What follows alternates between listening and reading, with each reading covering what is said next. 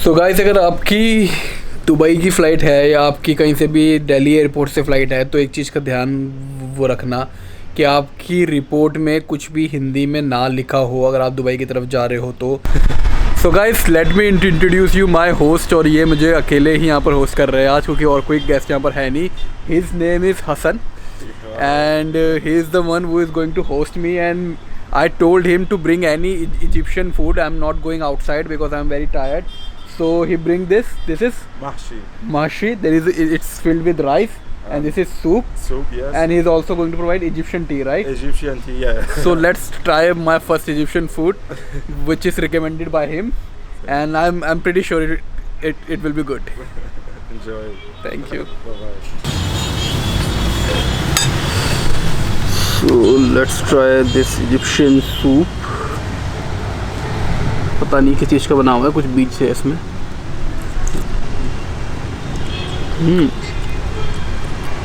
Test तो अच्छा है इसका, चिकन फिकन जैसा।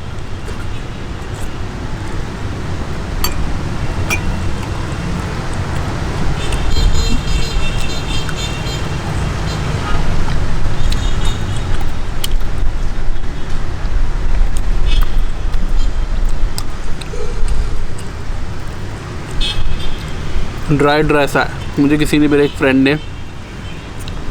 फ्रेंड ने बताया था मुझे कि यहाँ का फूड काफ़ी ड्राई होगा। वो यहाँ पहले आई हुई है,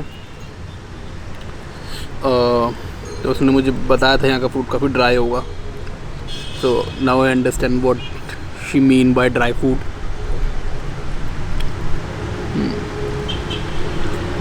बट अच्छा है। वेज मोमोस लग रहे हैं।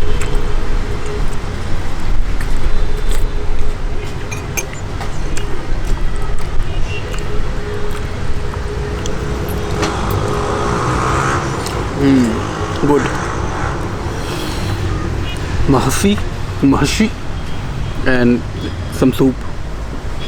चलो खाते खाते आगे की वो करते हैं बात। तो अच्छा, तो एयर इंडिया ना क्या कह रहे थे, अब तो नहीं एयर इंडिया कर रहा है, ये सारी एयरलाइंस ये बात कर रही है। तो एयर इंडिया वाले ये कह रहे थे कि भैया दुबई में ना ट्रांजिट अलाउ ही नहीं है। मैंने कहा भैया मैंने दुबई की वेबसाइट चेक करी है, मैंने वहाँ भी खोल के, सर वहाँ पर तो लिखा हुआ है। कह रही नहीं, दुबई में ट्रांजिट अलाउ नहीं है।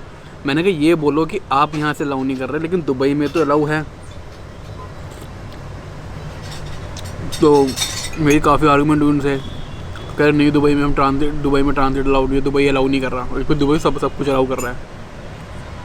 तो उन्होंने इतना डरा दिया, फंस जाओगे, ये हो जाएगा। एक्चुअली एक चीज़ क्या है कि दुबई की फ़्लाइट में ना काफ़ी सारे लेबर क्लास के लोग थे एयर इंडिया की फ़्लाइट में, तो वो काफ़ी अनएजुकेटेड थे, उनके पेपर वर्क पूरे नहीं थे, तो उनको भी काफ़ी अटका रहे थे। एक आंटी थी, उनका OK2 बोर्ड नहीं था। आपको अगर पता हो OK2 बोर्ड उनके लिए नीडेड होता है जिनके पासपोर्ट में इमिग्रेशन चेक रिक्वायर लिखा होता है। तो 2000 वो पीपल होते हैं जिनकी शायद आई थिंक 10th तक भी नहीं पढ़ा होता उन्होंने, तो उनके पासपोर्ट पर लिख देते हैं इमिग्रेशन चेक रिक्वायर। तो अगर आपको दुबई जाना है तो और आप पाकिस्तान, इंडिया या बांग्लादेश कंट्री से हो तो आपका इमिग्रेशन चेक आपके OK2 बोर्ड शो करना है। अब वो कैसे शो होता है मुझे नहीं पता। तो वो आंटी का था नहीं, और वो आंटी अकेली थी, एजिड थी, आई थिंक उनको हिंदी भी नहीं आती थी। आप साइड खड़े होते, उनको हेल्प ही नहीं कर रहा था कोई। जब फ्लाइट का टाइम बिल्कुल होने आ गया तो एक बंदे की जिसकी ड्यूटी पूरी हुई थी, उसने कहा आंटी कुछ हो, उसने कहा नहीं। तो उस बंदे ने आने फिर फटाफट कुछ किया और आंटी का हो गया। तो ये काम तुम अगर 3 घंटे पहले करते तो आंटी का हो जाता, क्योंकि उनके पास सारे डॉक्यूमेंट थे, OK2 बोर्ड नहीं था। उसने कैसे जनरेट किया है मुझे नहीं पता, लेकिन हो गया। बट फिर भी उनको खड़ा रखा।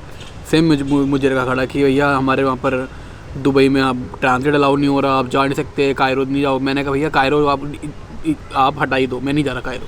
मुझे अब दुबई तक के लिए मुझे एटलीस्ट प्लेन में बैठने दो। मैं प्लेन में बैठा, मैं उतरा, और इतना मेरा स्मूथ मतलब बोर्डिंग हुई है ना कि मैं बस एक काउंटर पे गया। मैंने कहा एमिरेट्स की मेरी अगली फ़्लाइट है। एक बंदा वहाँ खड़ा था, उसने कहा जल्दी आइए मेरे साथ, एक बस जा रही थी टर्मिनल 2 से 3 के लिए।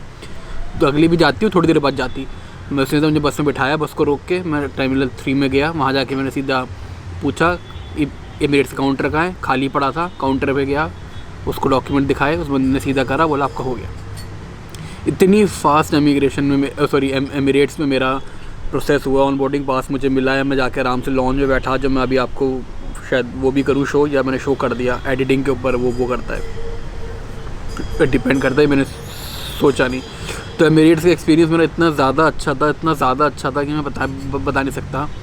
प्लेन में पहली बार एमिरेट्स के मैं बैठा था, बोइंग A380, तो प्लेन इतना बढ़िया था, मैंने उसके शॉट्स डाले हैं, फूड बढ़िया था, सब कुछ बढ़िया था। Like why Emirates is Emirates and why Air India is Air India. मैं एयर इंडिया को बाबा कह रहा हूँ कि मैं पिछले साल भी ऐसा हुआ था कि मैं जब श्रीलंका गया था, पूरी तरह 4 घंटे डिले थी फ़्लाइट, जहाँ दूसरी कंपनीज़ की फ़्लाइट उड़ रही थी, एयर इंडिया की नहीं उड़ी।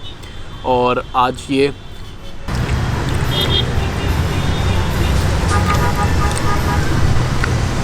कह रही है स्पाइसी है, घंटा स्पाइसी है।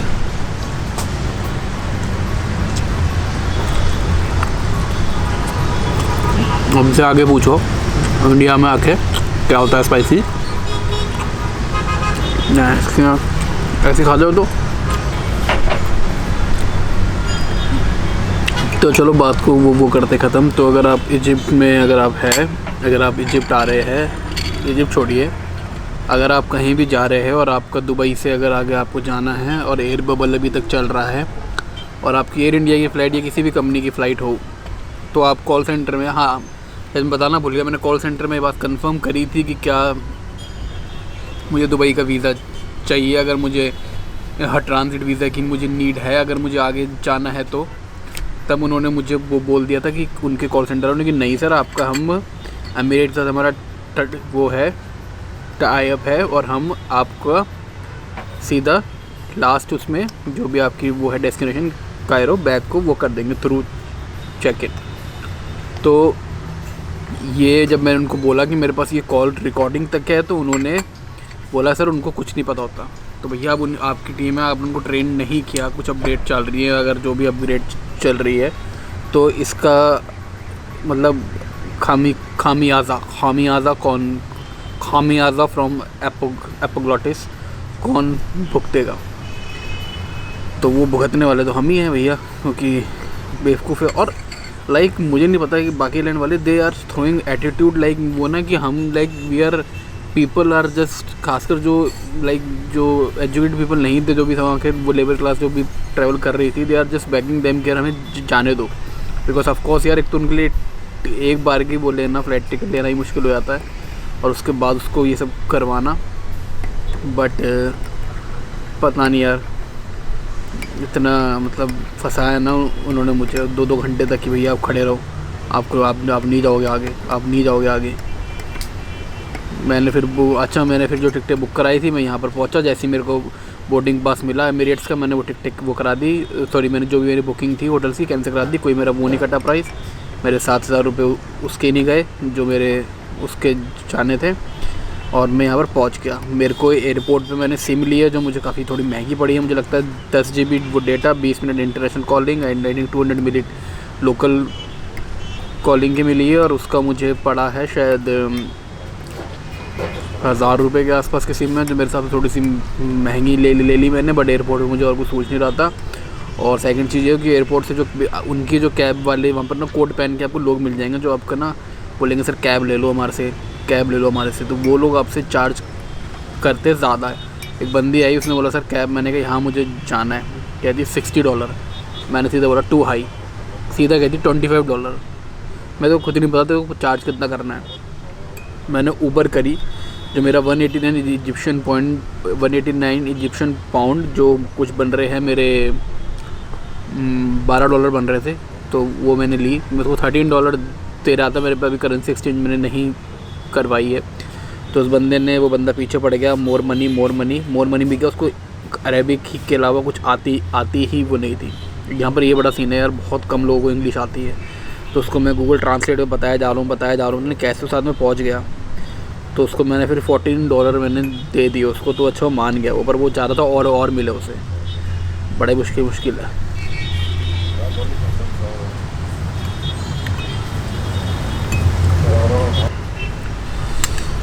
So now I'm having kunafa, right? So now I'm having kunafa. In some of the countries it's known as paklava. I think काफ़ी लोगों ने नाम सुना भी होगा। So एक चीज़ मैं बताता हूँ, अभी जो मैंने सारा डिनर किया और इंक्लूडिंग दिस, ये सारा भी उन्होंने मुझे बताया कि ये फ्री है। क्योंकि they just want to make me happy because right now I am the only guest. So ये क्या कहते हैं, वन ऑफ द बेनिफिट है जो मैं डलहौजी भी गया था, धर्मशाला भी गया था, कि दे ट्रीट मी लाइक कि हमारा लाइक स्पेशल गेस्ट है, प्राइम गेस्ट बन जाते हो आप. तो यहाँ पर भी वही हो रहा है. It's treating me very well, saying I will treat you well, it's all free from his side, let's just enjoy the food. So it's good.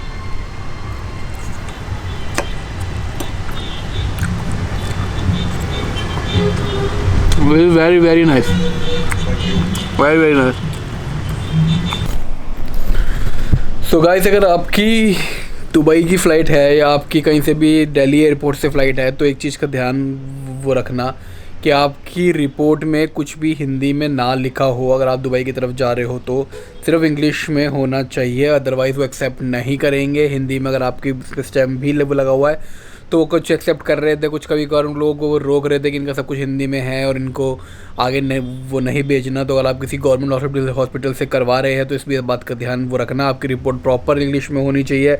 आपको इंग्लिश पढ़नी आती हो या नहीं आती हो, आप किसी गाँव से आए हैं और आपको आगे जाना है, आप कोई वर्कर है वहाँ पर और आपने अपना टेस्ट करवाया है, तो ये बात का ध्यान रखना, आपकी रिपोर्ट इंग्लिश में ही होनी चाहिए. स्टैम्प भी कोशिश करना कि इंग्लिश में अगर मिल रही हो तो इंग्लिश की ही स्टैम्प लगाना.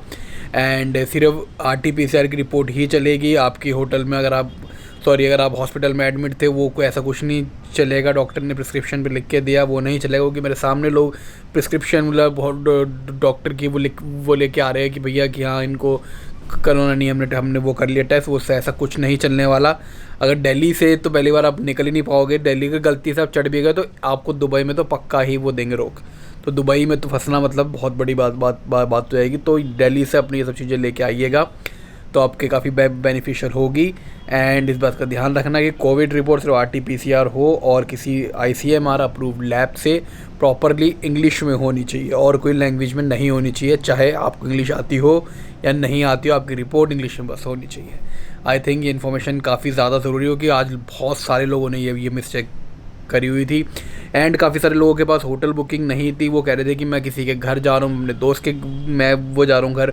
अगर आप अपने दोस्त के घर जा रहे हैं जो वहाँ पर वो रहता है तो उसकी कोई एमिरेट्स ID होगी या कुछ होगा तो आपको वो दिखाना पड़ेगा. 3-4 लोग थे अलग अलग जो उसके दोस्त को जानते भी थे, वो ये कह रहे थे मैं इसके दोस्त के घर जा रहा हूँ. वो पक्का किसी एजेंट के थ्रू आ रहे थे और किसी का एड्रेस उन्होंने वहाँ पर शो कर दिया. एंड ऑफ द डे उनको भी रोक दिया गया. उनको बोला अगर आपको जाना है तो आप होटल बुक करवाइए अभी और हमें होटल की बुकिंग दिखाइए, तब आप यहाँ से फ़्लाइट में बैठ सकते हैं, वरना आप एक दोस्त का बोल के नहीं जा सकते. तो आप कोई दोस्त या रिश्तेदार बोल के जा रहे हैं तो आप ये बात ध्यान रखना कि उनसे उनकी एमिरेट्स की ID वगैरह आप पहले से ले आए, वरना आपको लाइन से अलग कर देंगे, फिर आपका टाइम वेस्ट होगा. तो उनकी ID की फ़ोटो स्टेट प्रिंट आउट या जो भी है उसको लेके आइएगा. और हाँ, प्रिंट आउट से ज़्यादा RT-PCR का आपके ऐप में मत लेके आइएगा, उसका प्रिंट आउट ही लेके आइए. प्रिंट आउट ही मांग रहे हर कोई. तो ऐप में आपके पास पड़ा हुआ है, डजंट मैटर, प्रिंट आउट निकाल के लेके आइएगा. तो यानी कॉन्ट्रैक्टलेस की बात चल रही थी पर ये हर चीज़ के पेपर ही वो मांगते पेपर. तो प्रिंट आउट RT-PCR का आपके पास होना चाहिए. ठीक है, आपके जो कोरोना टेस्ट होगा, जो भी कोविड टेस्ट होगा.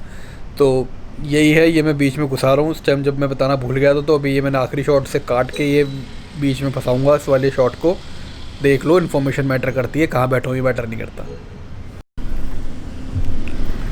सो फर्स्ट डे एंड का टाइम आ चुका है. जो भी था हेक्टिक डे. अभी जो मैंने डिनर किया, ये हसन तो अभी काफ़ी अच्छे हैं मेरे साथ. उन्होंने बोला कि सारा डिनर आपके लिए फ्री है because they want to make me happy. शायद मैं बता चुका हूँ पहले. अभी देर से मैं उनसे बात कर रहा था, उनका एक वो भी आया, फ्रेंड भी आया जो पाकिस्तान से है. हसन इजिप्ट से है, मैं इंडिया से हूँ. तो वो हमें मुझे यहाँ के बारे में बोल रहे थे, बता रहे थे. और उनका भी यही कहना है कल आप जब पिरामिड जाएंगे बहुत सारे लोग आपको आके पूछेंगे आपकी टिकटें शो करो और ये वो, एंड आपके पीछे पड़ जाएंगे, तो उनको अवॉइड करना. At the same time Hasan का जो फ्रेंड था, he is trying to sell me a tour package कि आपको टूर का जो पैकेज है आप हमसे वो ले लो, हम आपको ये घुमा देंगे, वो घुमा देंगे. जो मैंने वो कर दिया मना, बिकॉज मैंने देखा है जब मैं किसी पैकेज को ले लेता हूँ टूर वूर के तो मैं उनके अकॉर्डिंग ही पूरा अच्छा चलता हूँ. और मैं कहीं पर रुकने का मन करता तो वो भी मैं नहीं कर पाता क्योंकि मैं बोल नहीं पाता ज़्यादा देर तक. मैं छोड़ता हूँ, चलो यार जो करवा रहा है वो लेते हैं. तो लेट्स सी कल कैसा जाता है. बट बड़ी शांति मिली है कि वो जो था ना कि यार सब वेस्ट हो जाएगी फ़्लाइट वगैरह, वो सब कुछ नहीं हुआ. मैं यहाँ पर पहुँच चुका हूँ तो कल मुझे जाना है सिर्फ पिरामिड देखने। कल अच्छे से पिरामिड देखेंगे, अच्छे से फ़ोटोग्राफी करेंगे अंदर बैठ के, और कुछ दिमाग में इतना नहीं है, थोड़ी मार्केट एक्सप्लोर करेंगे। और अगर शाम तक हो पाए तो टिकटें लेके आनी है भैया, अगले मतलब 15 तारीख रात की। मज़ा आ गया यार, बड़ा अच्छा दिन था। Next day pyramids of Giza Egypt. And अगर इस व्लॉग में आपको कुछ भी और इन्फॉर्मेशन चाहिए, अगर आप ट्रैवल करने वाले हैं सिर्फ इजिप्ट ही नहीं, दुबई से किसी और कंट्री में, और आपको कुछ इन्फॉर्मेशन चाहिए और मुझे अगर पता होगी तो मैं आपको ज़रूर बताऊंगा। तो प्लीज़ कमेंट करके पूछ लेना, कोई आपको आंसर मिलेगा ही मिलेगा, और जल्दी ही मिलेगा, क्योंकि मैं थोड़ी जल्दी रिप्लाई करने में हूँ। अगर मैं घूम ना रहा हूँगा तो आंसर लेकिन वो मिलेगा ज़रूर। तो कुछ भी इन्फॉर्मेशन चाहिए तो पूछ लेना, बता दूँगा कैसे भी हो। Good night and see you tomorrow.